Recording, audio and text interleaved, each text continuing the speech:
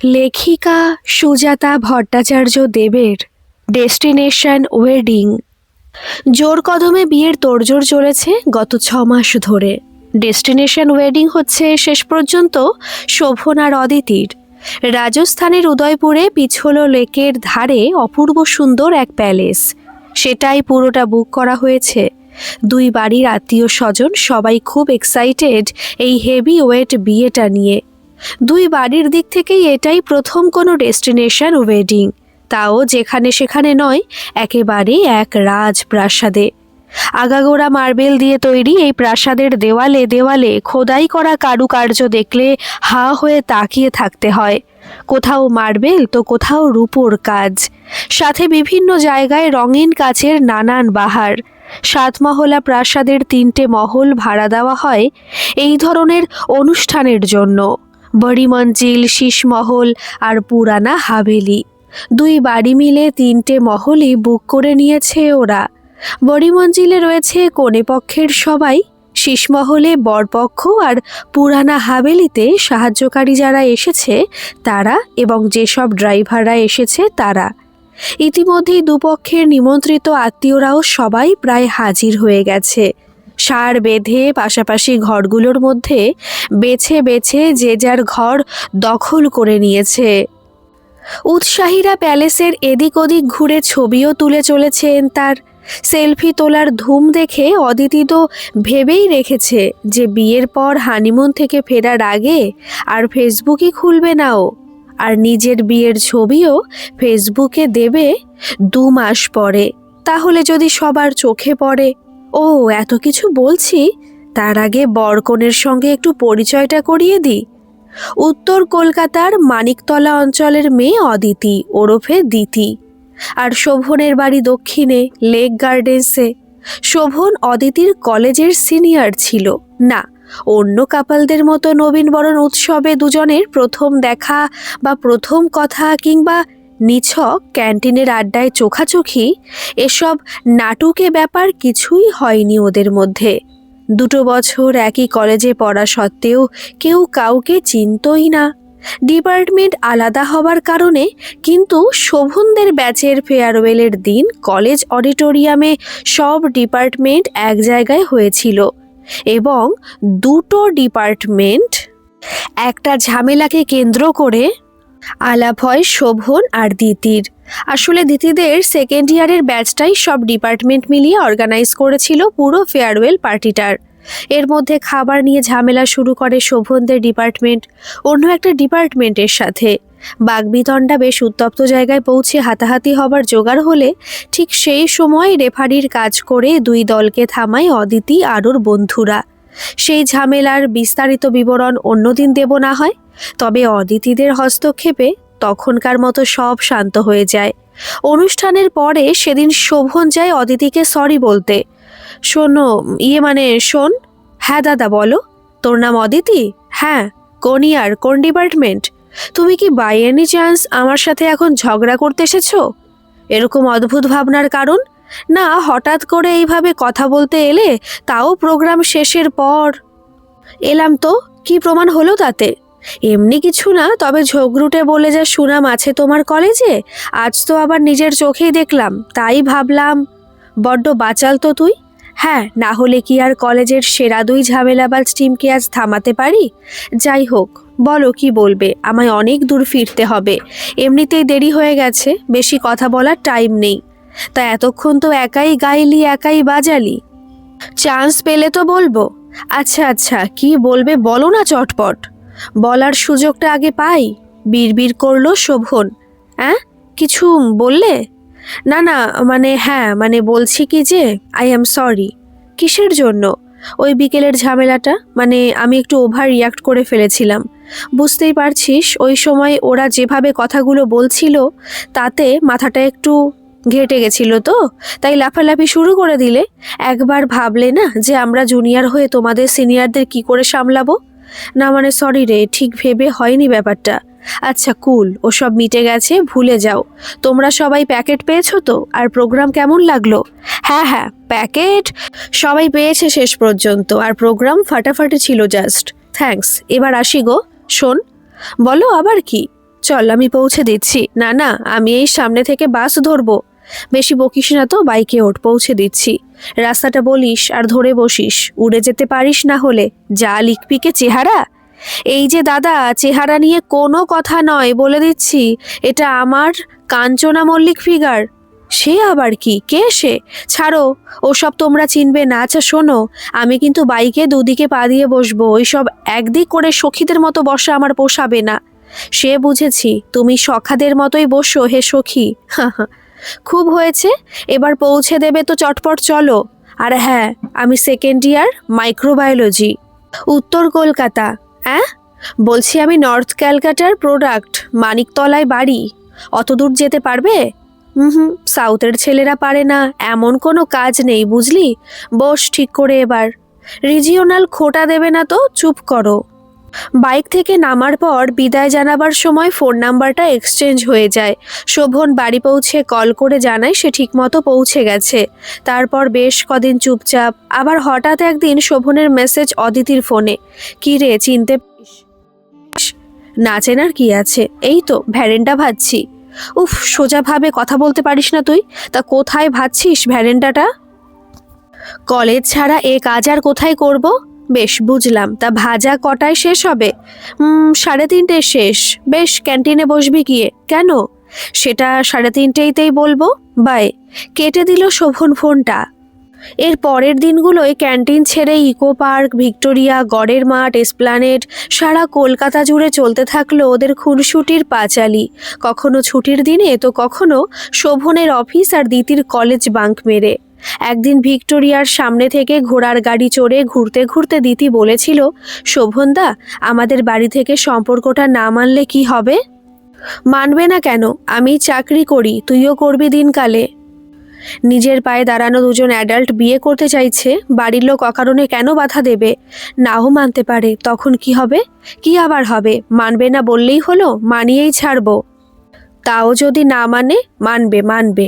আচ্ছা বেশ, মানবে, কিন্তু ধরে নাও যদি না মানে, তাহলে কি করব আমরা? বড়ই সমস্যা। তাহলে তুই বরং বাড়ির পছন্দেই টুক করে একটা বিয়ে করে নিবি, আর আমি চাকরিটা ছেড়ে আমাদের বিয়ের জন্য জমানো সবটুকু টাকা পয়সা দিয়ে বেশ কয়েক পেটি মাল কিনে নেব। তারপর কলির দেবদাস হয়ে হাতে বোতল নিয়ে ঘুরে বেড়াবো শহরময়। ধ্যাৎ, ভুলভাল যত সব। শোনো না, আমার না অনেক বছরের একটা ইচ্ছে আছে। আমার বেস্ট ফ্রেন্ড তিয়াশা ও ছাড়া আর কেউ জানে না সেটা। কি ইচ্ছে শুনি? বলবো? রাগ করবে না তো? রাগ করার মতো কথা হলে করব, না হলে করব না। এসব নিয়ে না ভেবে পেটে যেটা গুড়গুড় করছে সেটা বলেই ফেল। বলছি কি, শোনো না, আমরা না বেশ বাড়ি থেকে পালিয়ে যাব। তারপর একটা অচেনা জায়গায় একটা ছোট্ট কালী মন্দিরে গিয়ে পৌঁছবো। সেখানে একজন পূজারী থাকবেন। আমরা তাকে গিয়ে অনেক রিকোয়েস্ট করে বলবো, ঠাকুরমশাই, আমাদের বিয়েটা দিয়ে দিন প্লিজ, না হলে বাড়ির লোক এসে আমাদের আলাদা করে দেবে আর আমাদের বিয়ে হবে না। হ্যাঁ, তারপর ঠাকুরমশাইয়ের আমাদের ওপর দরদ উতলে উঠবে আর আমাদের বিয়ে দিয়ে দেবে। আর আমরা বর বউ ছাপ পেয়ে যেতেই আমাদের বাড়ির লোক সব এসে পড়বে সিনে। তারপর দু দলের মধ্যে বেশ ঝগড়াঝাঁটি, দাঁত কপাটি হবে, তাই তো? Yes, exactly. তবে সেটা নাও হতে পারে। আমরাই হয়তো বিয়ে করে সোজা প্রথমে আমাদের বাড়ি আর তারপর তোমাদের বাড়ি চলে যাব সবার আশীর্বাদ নিতে। তারপর মেনে না নিলে গাছতলায় গিয়ে সংসার পাতবো, তাই তো? না না, সেটা না, বরং এই থাম তো, তোর মাথাটা গেছে দিতি। সাইকিয়াট্রিস্টের কাছে নিয়ে যাব তোকে। কোথা থেকে যত সব প্রসেনজিৎ চিরঞ্জিত মার্কা বাংলা সিনেমার গল্প হাতড়াচ্ছে। হ্যাট, এরকম বলছো তো?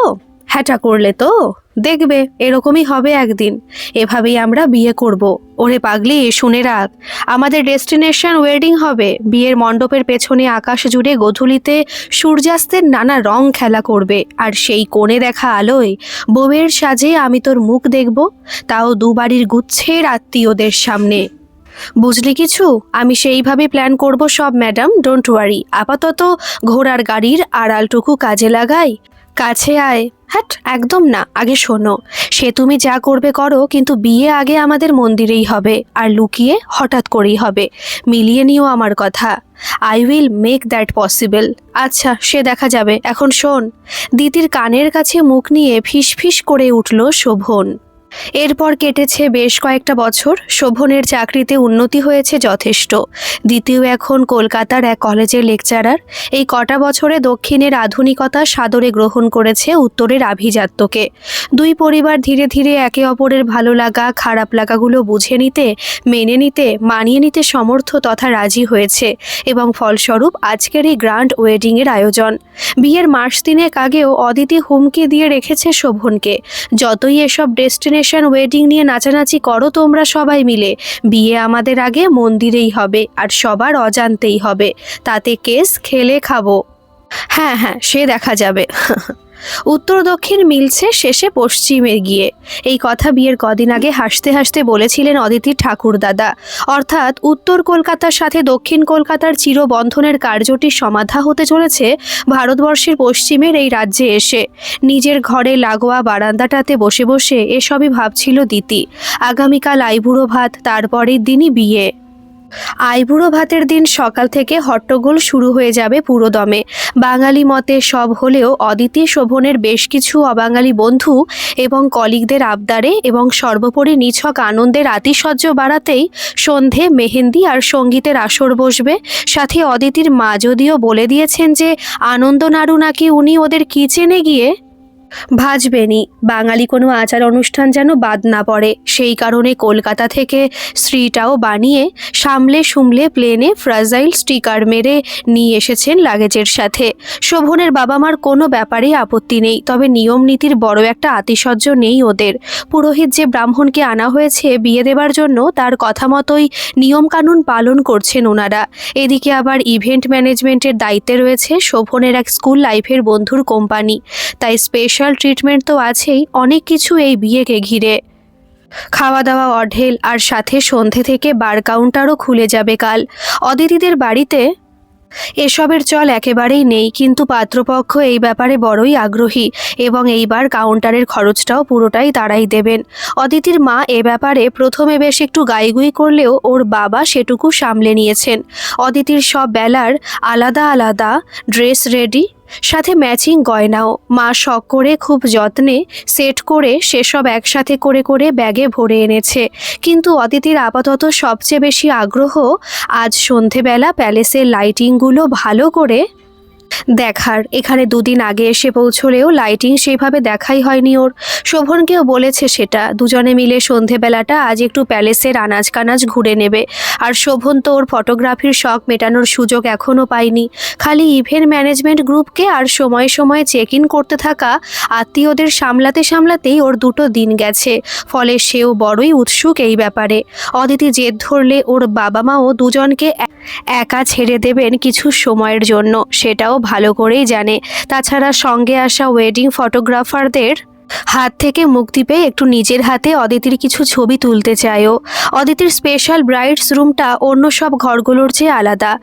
বাড়ি মঞ্জিলের এই ঘরটাতেই নাকি আগে রাজবংশের রাজাদের পার্টনারিরা থাকতেন, তাই এই রুমের সব কারুকাজ সাজসজ্জা একটু অন্যরকম। আর এর প্রাইভেট ব্যালকনিটা সোজাসুজি পশ্চিমমুখী, পিছলা লেকের দিকে মুখ করা। ওখান থেকে লেকের ওপারে পুরো শহরটার একটা মন ভরানো ভিউ পাওয়া যায়। সাথে সূর্যাস্তের সময় আকাশের রং বদল আর লেকের জলে সেই রঙের কাটাকুটি দৃশ্য বাকি সব কিছু ভুলিয়ে দেয় ওই সময়টুকুর জন্য।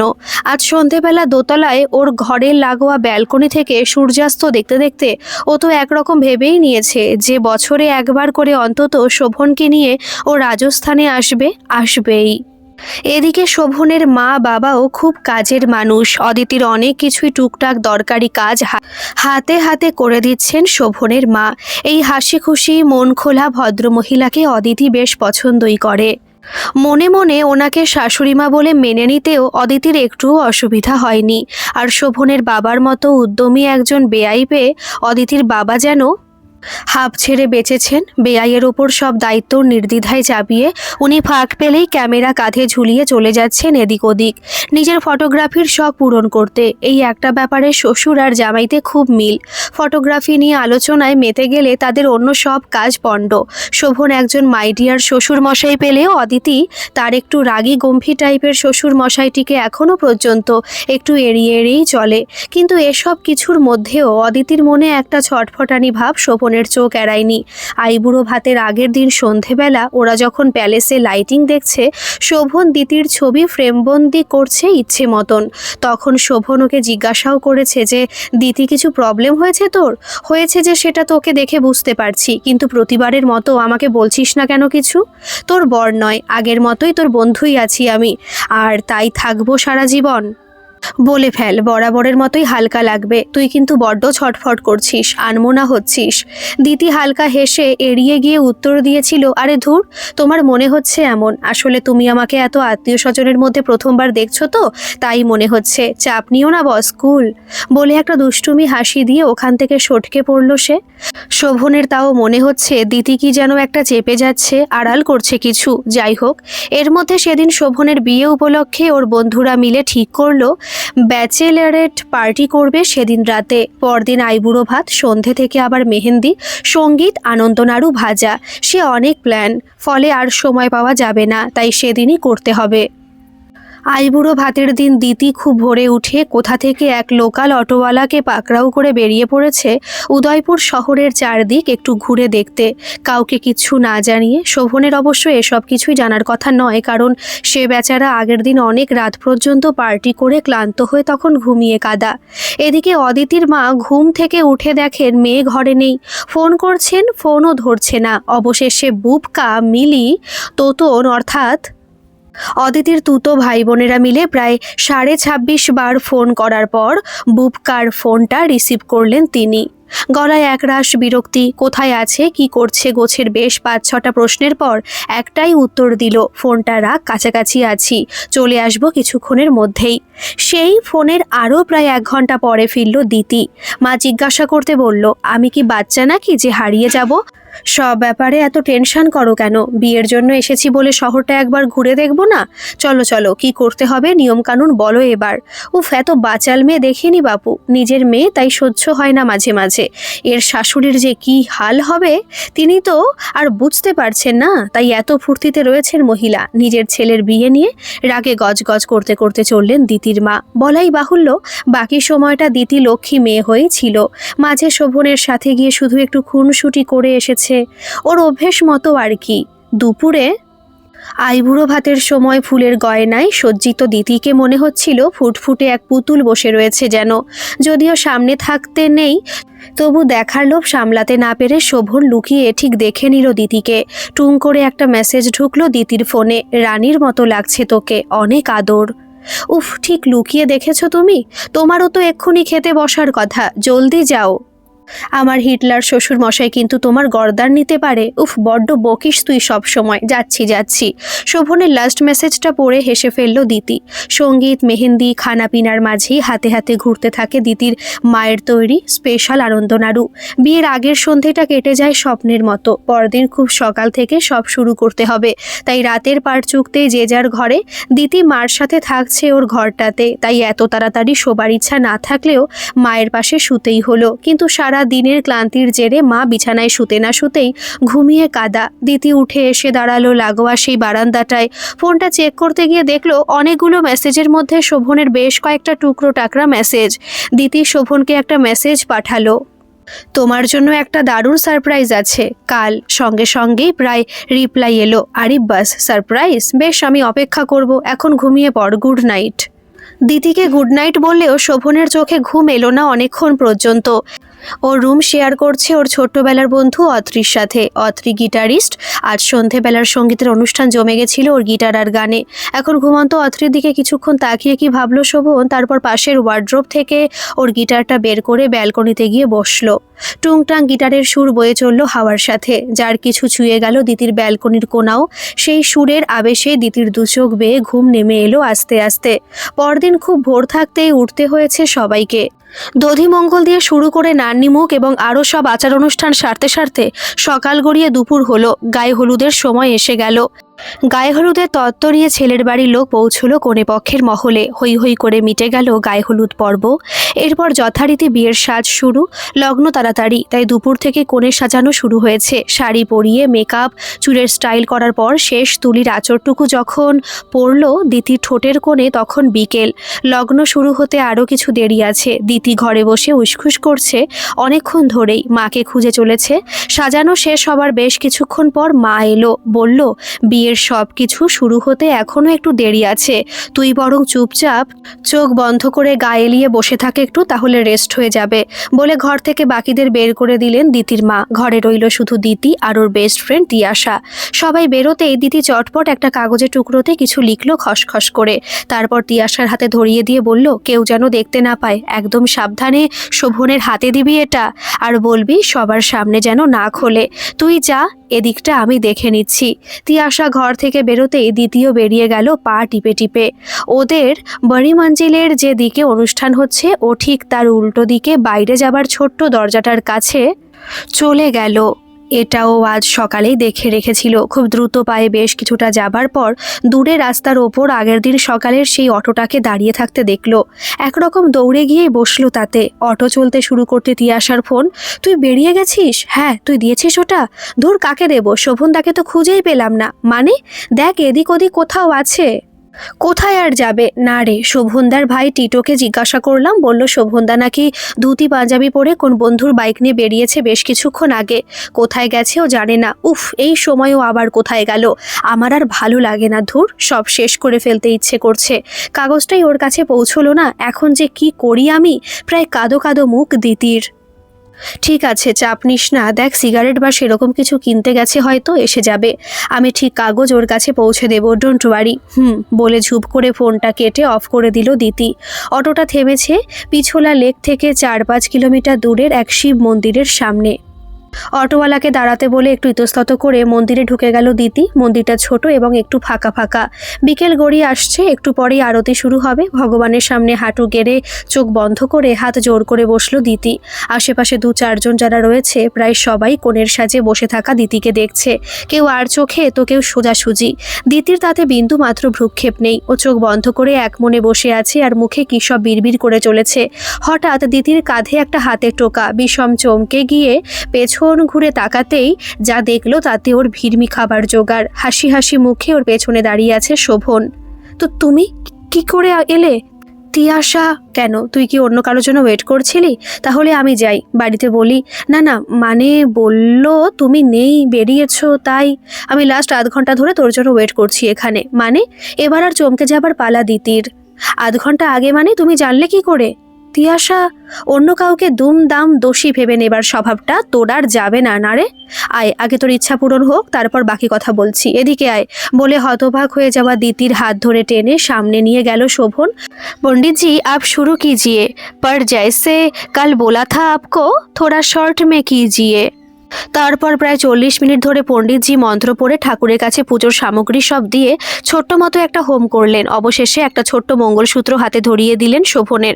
শোভন অদিতির গলায় পরাতে পরাতে বলল, জেসমিন দেশে জদাচার, এদেশের নিয়ম সিঁদুর নয় মঙ্গলসূত্র পরানো, তাই এটাই পরালাম। বাকি বাংলাদেশে নিয়ম কানুন বিবাহ আসরে গিয়ে হবে না হয়। বলে দুজনে প্রণাম করলো শিব পার্বতীর বিগ্রহে। এবার চল তাড়াতাড়ি, এতক্ষণে বিয়ে বাড়িতে হুলস্থুল কাণ্ড হচ্ছে মনে হয়। টিটো প্রায় 37খানা মিসড কল দিয়েছে, ওখানে গিয়ে আবার অজুহাত কি দেবো সেটা সাজাতে হবে। অটোটা দাঁড়িয়ে আছে তো, চল তাড়াতাড়ি। পণ্ডিতজির দক্ষিণা চুকিয়ে শিব পার্বতীর যুগল মূর্তিকে দুজনে মিলে প্রণাম করে উঠে বসলো অটোতে। যেতে যেতে শোভন বলল, তুই গতকাল সকালে যখন ঘুরতে বেরোস আমি তখন উঠে পড়েছিলাম ঘুম থেকে মর্নিং স্কাইলেনের ছবি তুলবো বলে। তারপর শীষমহলের ছাদ থেকে তোকে হুড়মুড়ি অটোতে উঠতে দেখে আমার কেমন লাগে। ভেবেছিলাম তোর বোধহয় ইমার্জেন্সি কিছু দরকার পড়েছে, তাই আমাকেও একটা ফোন না করে তুই এত সকালে অটো ধরে বেরিয়েছিস। ভাগ্যক্রমে এখানে আমার যে বন্ধুটার বাড়ি মনীষ নামের, ও ছিল রাত্রে আমাদের সাথে। কোনো রকমে ওর বাইকের চাবিটা জোগাড় করে আমি তোর অটোর পিছু নিই, তোকে কিছু জানতে না দিয়েই। প্রথমে কিছু বুঝতে না পারলেও তোর এদিক ওদিক অনেকগুলো জায়গা ঘোরা এবং শেষে প্রায় গোটা 5 মন্দিরে ঘোরাঘুরির বহর দেখে আমার হঠাৎ মনে পড়ে যায় তোর সেই মন্দিরে বিয়ের গল্পটা। এবার তোর খ্যাপা মোর আন্দাজ আমার তো যথেষ্ট আছে, তাই তুই যখন অপেক্ষাকৃত নিরিবিলি এই শিব পার্বতীর মন্দিরটায় এসে ঘোরাঘুরি করে ব্যাক করলি প্যালেসের দিকে, তখন বুঝলাম সম্ভবত কাল আমাকেই মন্দিরেই আসতে হবে। কেন হবে সেটা তো বুঝেইছিলাম, শুধু বুঝতে পারছিলাম না কখন আসতে হবে। সে যাই হোক, আসতে যদি হয় তো বাকি ব্যবস্থাও তো করতে হবে। তোর মতো শুধু ভাবলাম আর লাফ দিলাম করলে তো চলবে না, তাই আমি কাল বিকেলে এসে পণ্ডিতজির সাথে কথা বলে রেখে গেছিলাম। তারপর সকাল থেকে দেখলাম তুই ভিজে বেড়াল হয়ে ঘুরছিস, তখন আসতো একজোড়া রূপোর নুপুর রীতিমতো ঘুষ দিয়ে তিয়াশাকে হাত করতে হয়েছে। বুঝলি, যদিও তিয়াশা নুপুরটা মনীষ কিনেছে, আমাকে কিনতে দেয়নি। সে যাই হোক, ওই কেসটা পরে দেখা যাবে। তো তিয়াশার থেকে পাওয়া খবর অনুযায়ী টিটোকে নিয়ে সব অ্যারেঞ্জ করলাম। মঙ্গলসূত্রটা কিনলাম পণ্ডিতজির কথা মতো, বাকিটা তো যা হবার হয়ে গেল। সারপ্রাইজটা কেমন পেলি এবার বল? বলেছিলাম না সাউথ কলকাতার ছেলেরা পারে না এমন কোনো কাজ নেই। আবার রিজিওনাল ব্যাপারে খোঁটা দিচ্ছ তো? উফ, আর তুমি এত গুছনে কেন গো? ভাবলাম আমি তোমাকে সারপ্রাইজ দেব, একটা অ্যাডভেঞ্চার হবে ভাবলাম, সেটাও তুমি জেনে বুঝে গিয়ে প্ল্যানিং করে রাখলে, উল্টে আমাকেই চমকে দিলে। ধুর, ওরে না হলে এত জলদি সব হতো? লাইফটা পুরোটা তো সিনেমা নয় মা। অলরেডি লেট হয়ে গেছে, বিয়ে বাড়িতে খুঁজছে সবাই আমাদের।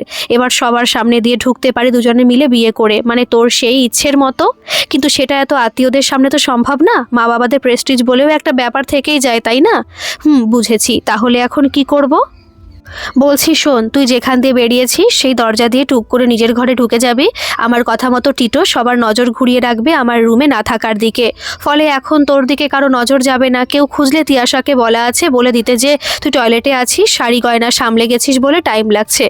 আর তুমি ঢুকে কি বলবে? তোমাকে জেরা করবে তো সবাই। আমার কথা তোকে এত ভাবতে হবে না এখন, এগুলো আগে ভাবা উচিত ছিল। সরি শোভনদা। উফ, এখনো দাদা বলছে, মাথা মোটা একটা। শোন, মনীষকে বলা আছে সব। আমি বলবো ওর আর ওর বন্ধুর অ্যাক্সিডেন্টের খবর পেয়ে আমি হাসপাতালে দৌড়েছিলাম, কাউকে জানানোর টাইম পাইনি। মনীষের ফার্স্ট এইড করিয়ে আমি ফিরছি আর ওর বন্ধু হসপিটালে ভর্তি। ফোনটা পাঞ্জাবির পকেটে ছিল বলে বুঝতে পারিনি রিং হয়ে গেছে যে। আর মনীষকে বলা আছে ও একটু দেরি করে বিয়ে বাড়িতে ঢুকবে, মাথায় ভালো করে ব্যান্ডেজ বেঁধে, হাতে 2-4টে ব্যান্ডেড লাগিয়ে। তাছাড়া ওর বাইকটাও মন্দিরের সামনে রাখা আছে, চাবিটা পণ্ডিতজির কাছে রেখে এসেছি, ওটাও আনতে হবে ওকে। বাকি কথাবার্তা আমি সামলে নেব, শুধু তুই কোনোভাবে মুখ খুলবি না, ভালো খারাপ কোনো কথাই বলবি না তুই। আর গলার মঙ্গলসূত্রটা অন্য হাড়গুলো দিয়ে ভালো করে ঢেকে রাখবি, বুঝলি? ওরে বাবা, তোমাকে এতদিন ভালো মানুষ বলে জানতাম, শুধু একটু মাথা গরম আর ঝগড়ুটে, কিন্তু তোমার পেটে পেটে এত, I mean you have done a real adventure. শুধু মনীষের অনেকটা হয়রানি হলো, এই আর কি। কি করব ম্যাডাম, আমার ভাগ্যে যা পাগলি জুটেছে, এটুকু না করলে তাড়াতাড়ি নাম পৌঁছে গেছি, দৌড় লাগা। তারপর আর কি, বিয়ে বাড়িতে ফিরে বেশ অনেকটা বকাঝকা তিরস্কার জুটেছে শোভনের কপালে। দিদির আপাত শান্ত শাশুড়ি মা খুব একচোট চেঁচামেচি করলেন ছেলের ওপর। দিদির পক্ষ নিয়ে দিদির বাবাও মৃদু তিরস্কার করলেন হবু জামাইকে। দিদির মার চোখে জলের রেখা স্পষ্ট। দিদি দাঁড়িয়ে এক কোণে কাচুমাচু মুখে অপরাধীর মতো, কারণ কেউ না জানুক, ও তো জানে শোভনের এই হেনস্থার পেছনে আসলে দায়ী কে। কিন্তু সবাইকে অবাক করে কি এক অজ্ঞাত কারণে দিদির ওই রাগী হিটলারি শ্বশুর মশাই কিন্তু মুচকি হেসে পুরো সময়টা চুপ রইলেন। শেষে অতগুলো বন্দুকের নলের সামনে থেকে ছেলেকে বাঁচালেন তিনি। বললেন, আরে ছেলেদের এরকম একটু পরোপকারী হওয়া ভালো, তাতে সংসার সুখের হয়। চলো চলো, লগ্ন অনেকক্ষণ শুরু হয়ে গেছে, এবার বিয়েটা শুরু হোক চটপট। বলে মৃদু হাতে ছেলের পিঠ চাপড়ে দিলেন বাবা। ফিস ফিস গুজগুজ চলতে থাকা গুমোট পরিবেশটা হঠাৎ আবার হাসি কলরলে হালকা হয়ে গেল। নহবতে কেশরিয়াবালা মায়নি সুর যেন আরও মিষ্টি হয়ে বাজতে থাকলো সবার কানে কানে। আর ছাদনাতলার পেছনে তখন শেষ গোধূলি রঙের গাঢ় মায়া ছড়িয়ে পড়েছে সারা আকাশে জুড়ে। সেই মায়া আলোর রেশ, পিছলা লেকের জল ছুঁয়ে উঠে এসে পড়ছে দিতির চোখে মুখে, ঠিক যেমন শোভন চেয়েছিল একদিন অনেকগুলো বছর আগে। শুভদৃষ্টির সময় দিতি এই প্রথমবার লজ্জা পেল শোভনের দিকে তাকাতে, আর শোভন অপলকে তাকিয়ে রইল দিতির মুখের দিকে, আত্মীয়দের সব ঠাট্টা উপেক্ষা করেই। সিঁদুরদানের সময় দিতির চোখে হঠাৎ জল এলো। এসব সময় কান্নাকাটি দিতি মোটেই পছন্দ করে না, বরং এত বছর ধরে অনেক রকম খুনসুটির কথা ভেবে রেখেছিল এই সময়টার জন্য। কিন্তু আজ অদ্ভুতভাবে আর কিছুই করা হলো না। চোখ বন্ধ করে মাটির প্রতিমার মতো বসে রইল দিতি। সব অনুষ্ঠান মিটলে একটু আড়ালে গিয়ে শোভন দিতির সামনে দাঁড়িয়ে হাসতে হাসতে বলল, তাহলে ম্যাডাম, ফাইনালি আমাদের ডেস্টিনেশন ওয়েডিংটা হলো, সাথে মন্দিরে পালিয়ে বিয়ে, আর বাড়ি শুধু লোকের বকুনিও, তাই না? গম্ভীর হয়ে উত্তর দিল দিতি। শুধু একটাই ইচ্ছে তোর পূরণ হলো না রে। দুই বাড়ির লোক দুই দলে ভাগ হয়ে লড়াই করার বদলে একজোট হয়ে আমার ধুতির কাছা খুলে দেবার উপক্রম করেছিল আজ। কি হলো রে, গম্ভীর কেন এত তুই? দিতি হঠাৎ শোভনকে জড়িয়ে ধরে বলল, এইভাবেই আমার পাগলামিগুলোকে প্রশ্রয় দেবে তো সারা জীবন? আমার চাপ নেই, শুধু একটাই শর্ত। দিতিকে শক্ত করে জড়িয়ে ধরে বলল শোভন। কি? ওই রাজ্যের লোকের চোখা চোখা বাক্যবান যুক্ত বকাগুলো হাফ হাফ করে শেয়ার করতে হবে এবার থেকে আমার সাথে। রাজি? খুব খুব রাজি। তুমি শুধু এভাবেই শক্ত করে ধরে রেখো আমাকে। এক মুখ ঝলমলে হাসি নিয়ে শোভনের বুকে মাথা রাখল দিতি। কি এক অদ্ভুত ভালো লাগায় শোভনের চোখ দুটো বন্ধ তখন। পুনশ্চ মনীষ ব্যাটা কোথা থেকে দেখতে পেয়ে গিয়ে টুক করে গোপন ক্যামেরায় তুলে নিয়েছে ওদের এই ছবি। আপাতত সেটা তিয়াশা, টিটো, তোতন হয়ে বিয়েবাড়ি শুদ্ধ লোকের হাতে হাতে থুড়ি মোবাইলে মোবাইলে ঘুরে বেড়াচ্ছে। বুঝলেন না? প্রতিশোধ নিল যে। এত এত সুন্দরী মেয়ে ছিল, কোথায় একটু ড্রেস ফ্রেস মেরে ঘুরবে তা নয়, মাথায় পট্টি বেঁধে হাতে ব্যান্ডেড লাগিয়ে ঘুরে বেড়াতে হলো ওকে সারা বিয়ে বাড়িময়। যদিও এর সুবাদে তিয়াশা এসে পাশে বসেছে বেশ কয়েকবার, 2 গ্লাস শরবত দিয়ে কোনো অসুবিধা হচ্ছে কিনা জিজ্ঞাসা করে গেছে। মনে হচ্ছে মনীষের নুপুরের পেছনে ইনভেস্টমেন্টটা বৃথা যাবে না। কিন্তু সে অন্য গল্প। আপাতত শোভন আর দিতির সাথে ওর বোঝাপড়াটা হয়েই যাক। আর আপনারা সবাই শোভন অদিতিকে সবাই একটু ভালো করে আশীর্বাদ করে যান দেখি। গল্পটা কেমন লাগলো অবশ্যই কমেন্ট করে জানাবেন, আর ভালো লাগলে একটা সাবস্ক্রাইব করে আমার পাশে থাকবেন। ধন্যবাদ।